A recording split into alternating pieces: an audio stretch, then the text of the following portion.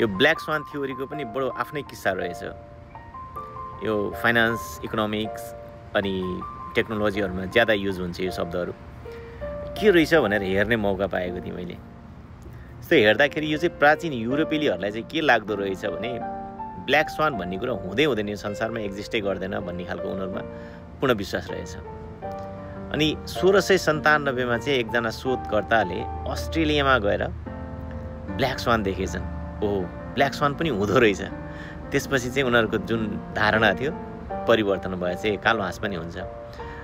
अब यसले के स्थापित गर्दियो भनेदेखि हामीले सोचेका हरेक कुराहरु, हामीले देखेका कुराहरु मात्रै सत्य हो, अरु चाहिँ सबै गलत हो भन्ने कुरा चाहिँ जुन धारणा मान्छेहरुको थियो त्यो परिवर्तन भयो।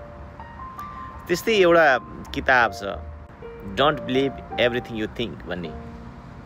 यसले पनि के देखाउँछ भनेदेखि यसले पनि के भन्छ भनेदेखि तपाईले सोचेका कति तपाई आफैले आफैलाई सोच्नुहुन्छ नि त यस्तो होला यस्तो होला यस्तो होला यस्तो होला भनेर, ती कति कुराहरु चाहिँ गलत हुन् है।